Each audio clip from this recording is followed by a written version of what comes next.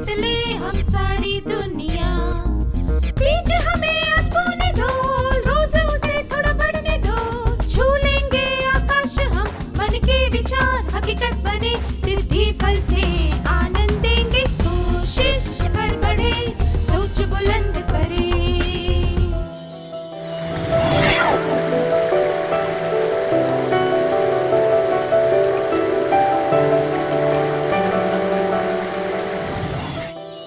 नमस्ते छात्रों, आप सबको देखकर खुशी हुई। पिछले सत्र में हमने सीखी थी प्रचुरता की भावना। यह भावना दर्शाती है कि हमारे पास कुछ है और हम उसका पूरा लाभ उठाना चाहते हैं।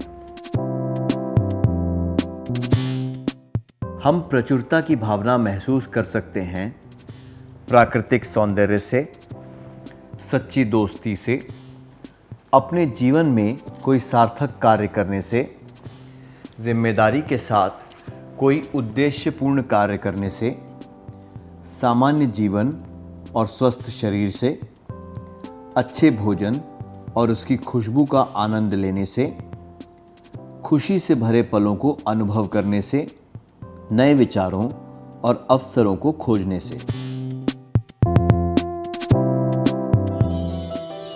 क्या अब हम प्रचुरता महसूस करने की राह में आने वाली बाधाओं के बारे में बात करें?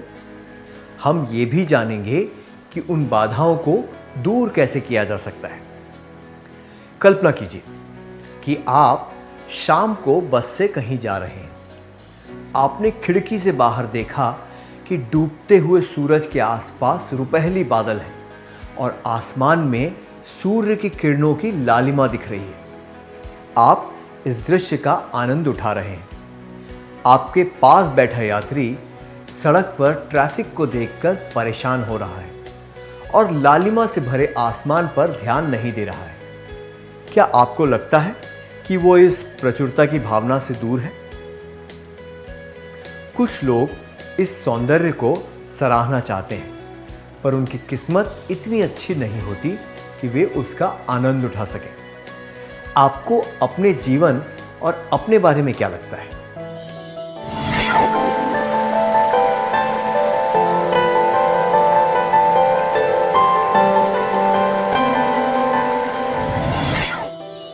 सही कहा। हमें महसूस होता है कि हम कितने भाग्यशाली हैं कि हम ऐसी चीज़ों का आनंद उठा सकते हैं और ऐसी चीज़ों पर ध्यान भी देते हैं। हम जो भी हैं और चाहे जो भी काम करते हैं, पर हमारे पास ऐसी कोई चीज़ या बात ज़रूर होती है जिस पर हम गर्व कर सकें और जिसके लिए हम कृतज्ञ हो सकें, है ना? हमारे पास जो भी है उसके लिए कृतज्ञता दिखाकर हम प्रचुरता महसूस कर सकते हैं, चाहे वे चीज़ें भौतिक हों या ना हों। बल्कि हमारा जीवन ही हमारा सबसे कीमती तोहफा है और इसके लिए हमें कृतज्ञ होना चाहिए। मैंने सही कहा ना? जब हम काले चश्मे से देखते हैं तब क्या होता है? सही कहा, हम जो भी देखते हैं वो गहरे रंग का दिखता है। अभाव में भी यही होता है। जब हमारा दृष्टिकोण अभाव वाला होता है तब हमें वही नजर आता है जो हमारे पास नहीं है। हम ये भूल जाते हैं कि हमारे पास कितना कुछ है। और दूसरी तरफ जब प्रचुरता का दृष्टिकोण होता है तो जीवन ज़्यादा सुखमय लगता है। जब हमारे दृष्टिकोण में अभाव वाली बात होती है तो हम ये देखते हैं कि हमारे पास क्या नहीं है और हमारे पास जो है उसे भूल जाते हैं। मैं दोहराता हूँ, जब हमारे दृष्टिकोण में अभाव वाली बात होती है तो हम ये देखते हैं कि हमारे पास क्या नहीं है और हमारे पास जो है उसे भूल जाते हैं। जब हम अभाव वाली भावना को बढ़ावा देते हैं तो क्या होता है? कल्पना कीजिए कि आपके पास एक सुंदर बैग है। आपके दोस्त के पास भी एक बैग है जो ज़्यादा महंगा और सुंदर है। आपको भी वैसा ही बैग चाहिए।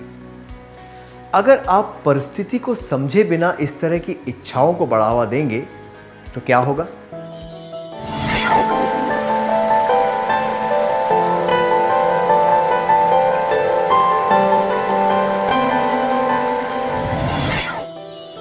धन्यवाद, आपने बहुत अच्छी तरह बताया। अभाव की भावना इन बातों को जन्म देती है: लालच, ईर्ष्या, बराबरी। अभाव की भावना बहुत ही कुटिल होती है। जिनके मन में अभाव की भावना होती है वे कभी संतुष्ट नहीं होते। उन्हें हमेशा ज्यादा से ज्यादा चीजें पाने की इच्छा होती है। इस भावना से ज्यादातर लोगों के मन में लालच बढ़ता है। कुछ लोगों में यह ईर्ष्या के रूप में नजर आती है। लोग बिना किसी समझ के एक दूसरे से तुलना करने लगते हैं। अभाव का एक और परिणाम है बराबरी। वास्तविकता पर ध्यान दिए बिना लोग एक दूसरे की बराबरी करने लगते हैं। जिस चीज में वे निपुण हैं उस पर ध्यान देकर जीवन को सार्थक बनाने की जगह वे दूसरों की तरह बनना चाहते हैं। इस वजह से उनकी खुशियां छिन जाती हैं। अब मैं आपसे एक प्रश्न पूछूंगा। इस प्रश्न के बारे में आपने कभी ना कभी जरूर सोचा होगा। महत्वाकांक्षा की भावना और अभाव की भावना के बीच में क्या अंतर है? उदाहरण के लिए, आपका लक्ष्य है 100 मीटर की रेस जीतना। आपको यह चिंता है कि दौड़ने के लिए आपके पास अच्छे जूते या फिर कोच नहीं है। इन दोनों के बीच में क्या अंतर है?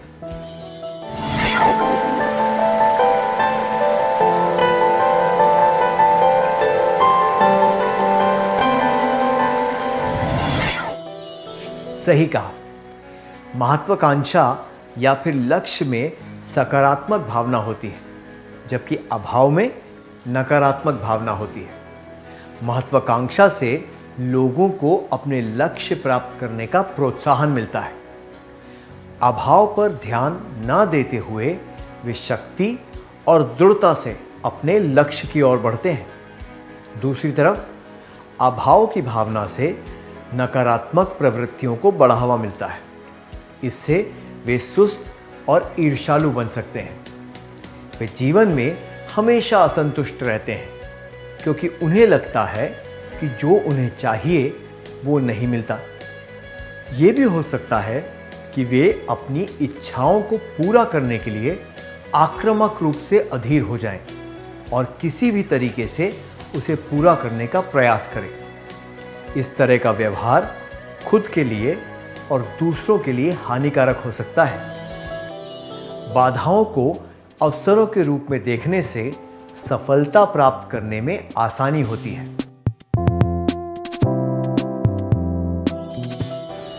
इससे हम अगले प्रश्न पर पहुंचते हैं। हम अभाव की भावना को दूर कैसे कर सकते हैं? इन पंक्तियों पर ध्यान दीजिए। पहले दो पद एक कविता से लिए गए। हे प्रभु, मुझे स्थिरता प्रदान करो ताकि मैं उन चीजों को स्वीकार कर सकूं जिन्हें मैं बदल नहीं सकता। साहस प्रदान करो ताकि जिन चीजों को बदला जा सकता है उन्हें बदल सकूं। बुद्धि प्रदान करो ताकि इन दोनों के बीच का अंतर जान सकूं।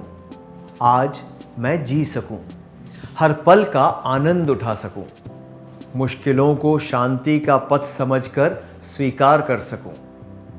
Reinhold Niebuhr, the serenity prayer से।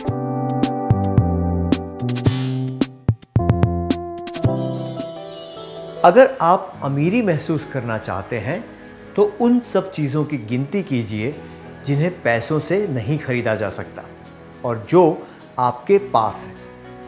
कविता के पद हमें बदली जाने वाली और न बदली जाने वाली चीज़ों का अंतर महत्व बताते हैं। हमें यह भी बताते हैं कि जो बदला जा सकता है उसके लिए कौन से उचित कदम उठाने चाहिए। दूसरी पंक्ति हमें यह बताती है कि अभाव की भावना को दूर करके प्रचुरता की भावना को अपनाना चाहिए। अगर आप अमीरी महसूस करना चाहते हैं तो उन सब चीज़ों की गिनती करिए जिन्हें पैसों से नहीं खरीदा जा सकता और जो आपके पास है। मैं दोहराता हूं, अगर आप अमीरी महसूस करना चाहते हैं तो उन सब चीज़ों की गिनती करिए जिन्हें पैसों से नहीं खरीदा जा सकता और जो आपके पास है। क्या आप ऐसी चीज़ों की सूची बना सकते हैं जो पैसों से नहीं खरीदी जा सकती और आपके पास हैं?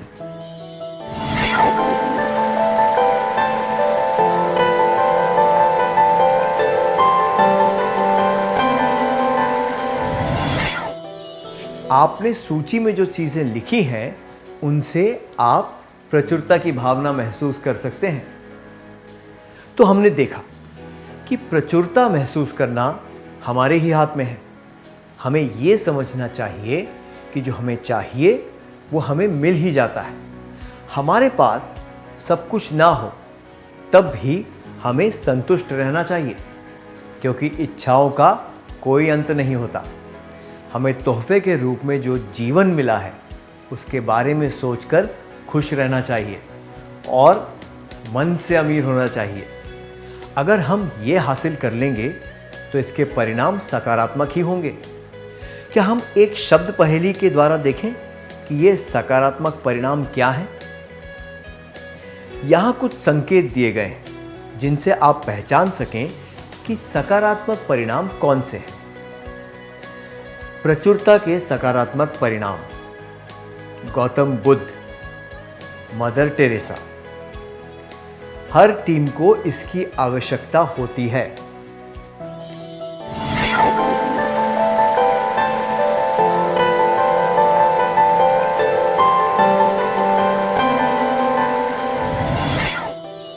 जिन्होंने पहली बार में ही ये शब्द पहचान लिए थे उन्हें बधाई।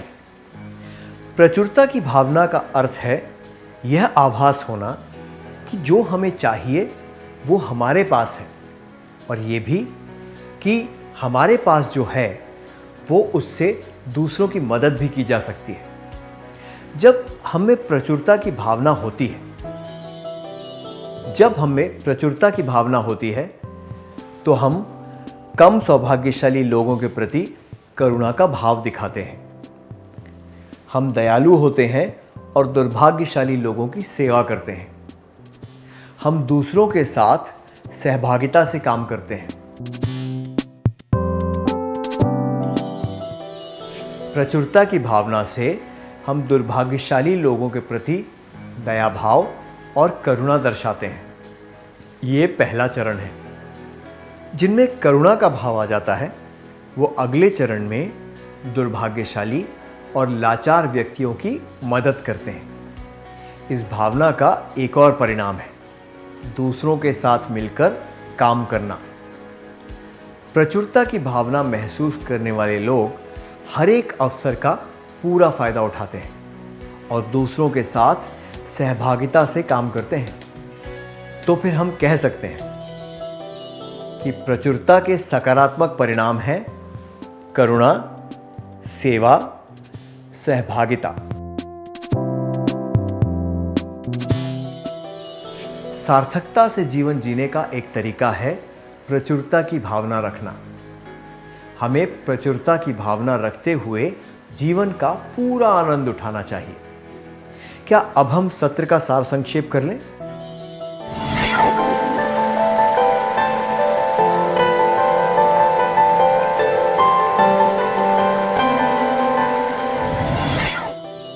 अभाव की भावना इन बातों को जन्म देती है: लालच, ईर्ष्या, बराबरी।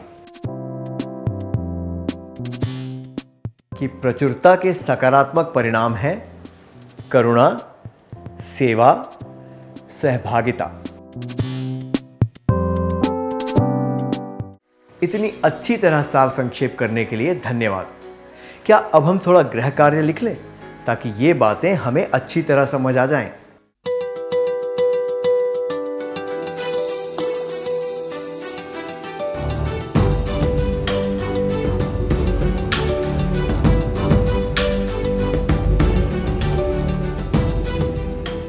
प्रश्न 1। आपका दोस्त और आप कक्षा के लीडर के चुनाव में खड़े हुए हैं। आपका दोस्त जीत जाता है और लीडर बन जाता है। आपको उप लीडर बनाया जाता है। आप क्या करेंगे? उत्तर 1। मैं उप कक्षा लीडर बनने से मना कर दूंगा या कर दूंगी। 2। मैं कक्षा को धन्यवाद दूंगा या दूंगी कि मुझे यह अवसर मिला और खुशी से ये जिम्मेदारी उठाऊंगा या उठाऊंगी। 3। मैं अधूरे मन से ये जिम्मेदारी लूंगा या लूंगी। प्रश्न 2। आपके दोस्त के पास 2 नए पेन हैं। आपके पास भी पेन है और आपको उसका पेन ज़्यादा आकर्षक लग रहा है। आप क्या करेंगे? उत्तर 1। मैं ये स्वीकार करूंगा या करूंगी कि उसके पेन ज़्यादा सुंदर हैं। 2। मैं उसे कहूँगा या कहूँगी ज़्यादा दिखावा करने की कोशिश मत करो। 3। जब वो आसपास नहीं होगा तब मैं उसका एक पेन ले लूँगा या ले लूँगी।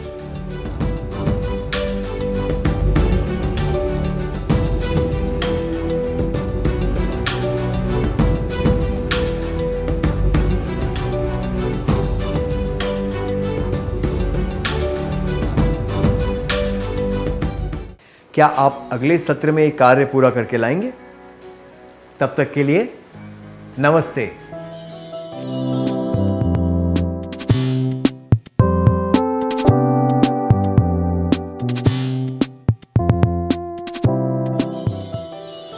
नमस्ते छात्रों, आपसे फिर से मिलकर खुशी हुई। क्या हम प्रश्नों के उत्तर जांच लें?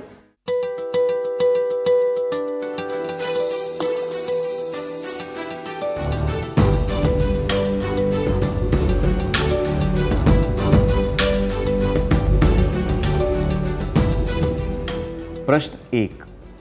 आपका दोस्त और आप कक्षा के लीडर के चुनाव में खड़े हुए हैं। आपका दोस्त जीत जाता है और लीडर बन जाता है। आपको उप लीडर बनाया जाता है। आप क्या करेंगे? प्रश्न 1 के लिए ये जवाब कि मैं उप कक्षा लीडर बनने से मना कर दूंगा या कर दूंगी और मैं अधूरे मन से ये जिम्मेदारी लूँगा या लूँगी अनुचित है।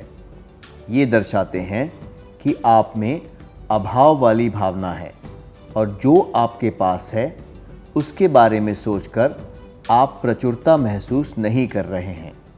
जबकि यह जवाब कि मैं कक्षा को धन्यवाद दूंगा या दूंगी कि मुझे यह अवसर मिला और खुशी से ये जिम्मेदारी उठाऊंगा या उठाऊंगी उचित है, क्योंकि ये दर्शाता है कि आप प्रचुरता का दृष्टिकोण अपनाते हुए नेतृत्व के एक अवसर को स्वीकार कर रहे हैं। आपने कौन सा उत्तर चुना?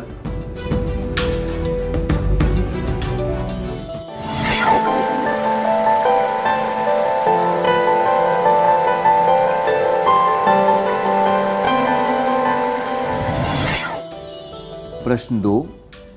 आपके दोस्त के पास 2 नए पेन हैं। आपके पास भी पेन है और आपको उसका पेन ज़्यादा आकर्षक लग रहा है। आप क्या करेंगे? प्रश्न 2 के लिए ये जवाब कि मैं उससे कहूँगा या कहूँगी ज़्यादा दिखावा करने की कोशिश मत करो और ये जवाब कि जब वो आसपास नहीं होगा तब मैं उसका एक पेन ले लूँगा या ले लूँगी अनुचित है। ये दर्शाते हैं कि आपका अभाव वाला दृष्टिकोण ईर्ष्या और लालच के रूप में सामने आ रहा है। जबकि यह जवाब कि मैं ये स्वीकार करूँगा या करूँगी कि उसके पेन ज़्यादा सुंदर हैं उचित है। ये दर्शाता है कि आप में प्रचुरता की भावना है, जिससे आप नकारात्मक भावना दर्शाए बिना दूसरों की अच्छी किस्मत की सराहना कर रहे हैं। आपने कौन सा उत्तर चुना?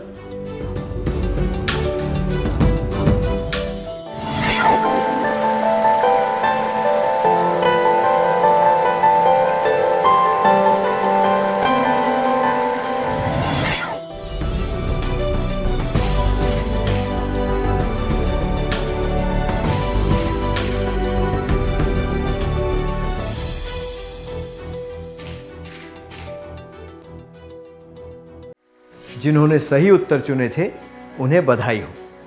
चलिए अब हम अगला सत्र शुरू करते हैं।